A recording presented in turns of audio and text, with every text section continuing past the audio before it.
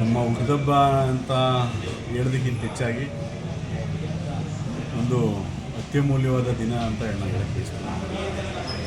ಈ ರಾಜಕೀಯ ಕ್ಷೇತ್ರ ಮತ್ತು ಸಾಮಾಜಿಕ ಕ್ಷೇತ್ರದಲ್ಲಿ ಯಾರ್ಯಾರಿದ್ದಾರೆ ಪ್ರತಿಯೊಬ್ಬರು ಕೂಡ ಅವ್ರು ಹುಟ್ಟಿದಬ್ಬ ಅಂದರೆ ಸಂತೋಷ ಏನಕ್ಕೆ ಅಂದರೆ ಸಂಬಂಧಿಕರುಗಳು ಅಂದರೆ ಬರೀ ಜೊತೆಗೂಡಿದವ್ರು ಮಾತ್ರ ಸಂಬಂಧಿಕರುಗಳಲ್ಲ. ನಮ್ಮನ್ನು ಸಮಾಜದಲ್ಲಿ ಇಷ್ಟಪಡೋಂತಹ ಜನಗಳೆಲ್ಲರೂ ಕೂಡ ಸಂಬಂಧಿಕರಿದೆ. ಆ ಥರ ಒಂದು ಎಲ್ಲ ಸಂಬಂಧಿಕರು ಸೇರಿ ನನ್ನಂಥ ಒಬ್ಬ ಯುವಕನಿಗೆ ಆಶೀರ್ವಾದ ಮಾಡೋಂತಹ ದಿನ ಅಂತ ನಾನು ಹೇಳಿದ್ದೀನಿ. ಇಂತಹ ಒಂದು ಸುದಿನದಲ್ಲಿ ಎಲ್ಲೋ ಒಂದು ಕಡೆ ರಾಜಕೀಯ ಕ್ಷೇತ್ರದಲ್ಲಿ ನೊಂದಿರ್ತೀವಿ ನಾವು, ಎಲ್ಲೋ ಒಂದು ಕಡೆ ರಾಜಕೀಯ ಕ್ಷೇತ್ರದಲ್ಲಿ ನಮಗೆ ಅಧಿಕಾರ ಅನ್ನೋದು ಸಿಕ್ಕಿರಲ್ಲ.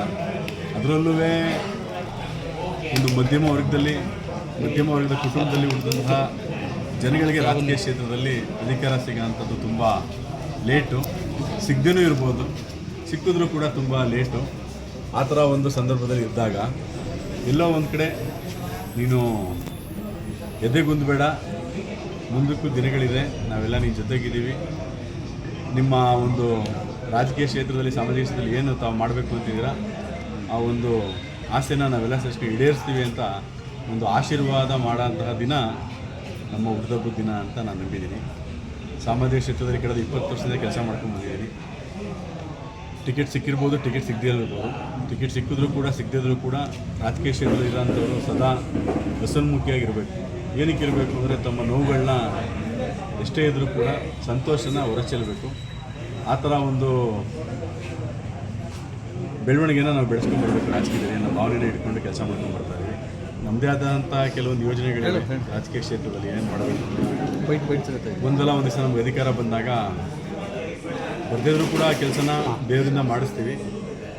ಬಂದಾಗ ನಾವೇ ನಿಂತ್ಕೊಂಡು ಅದನ್ನು ಮಾಡೋಂತಹ ಕೆಲಸ ಮಾಡ್ತೀವಿ. ಈ ಜನಗಳ ಪ್ರೀತಿಗೆ ನಾವು ಸದಾ ಚಿರಋಣಿ ಅನ್ನೋ ಮಾತನ್ನು ಹೇಳಲಿಕ್ಕೆ ಬಯಸ್ತೀವಿ. ಎಲ್ರಿಗೂ ಕೃತಜ್ಞತೆಗಳನ್ನ, ಧನ್ಯವಾದಗಳನ್ನ ತಿಳಿಸಕ್ಕೆ ಬಯಸ್ತೀನಿ. ಸರ್, ಭಾಳಷ್ಟು ಮುಖಂಡರು ಮತ್ತು ತಮ್ಮ ಅಭಿಮಾನಿಗಳು ತಾವು ಶಾಸಕರಾಗಬೇಕು ಅನ್ನೋ ಕನಸನ್ನ ಕಾಣ್ತಾ ಇದ್ದಾರೆ. ತಾವು ಈಡೇರಿಸೋಕ್ಕೆ ಯಾವ ರೀತಿ ಪ್ರಯತ್ನ ಆಗ್ತಾಯಿದ್ದೀರಿ ಸರ್? ಪ್ರಯತ್ನ ನಾವು ಕಳೆದ 20 ವರ್ಷದಿಂದಲೂ ಮಾಡ್ತಾಯಿದ್ದೀವಿ ಸರ್. ಆದರೆ ಒಂದು ವ್ಯತ್ಯಾಸ ಏನಂದರೆ ಗಣೇಶನ ಕೆಲಸ ರಾಜಕೀಯದಲ್ಲಿ ನಡೆಯಲ್ಲ, ಸುಬ್ರಹ್ಮಣ್ಯನ ಕೆಲಸ ನಡೆಯುತ್ತೆ ಅಂತ ಒಂದು ಉದ್ದೇಶದಿಂದ ನಾವು ಜನಗಳ ಮಧ್ಯೆ ಕೆಲಸ ಮಾಡ್ತಾಯಿದ್ದೀವಿ. 2 ಥರ ಮುಖಂಡತ್ವ ಇರುತ್ತೆ. ಮುಖಂಡರ ಮಧ್ಯೆ ಕೆಲಸ ಮಾಡಿ ಲೀಡರ್ ಆಗೋಣ, ಜನಗಳ ಮಧ್ಯೆ ಕೆಲಸ ಮಾಡಿ ಜನಸೇವಕನಾಗೋಣ. ನಾವು ಜನಗಳ ಮಧ್ಯೆ ಕೆಲಸ ಮಾಡ್ತಾಯಿದ್ದೀವಿ. ಒಂದಲ್ಲ ಒಂದು ದಿವಸ ಲೇಟ್ ಆದರೂ ಸಹ ರಿಸಲ್ಟ್ ಸಿಗುತ್ತೆ ಅನ್ನೋ ಒಂದು ಆಶಾಭಾವನೆಯಿಂದ ಕೆಲಸ ಮಾಡ್ತೀವಿ.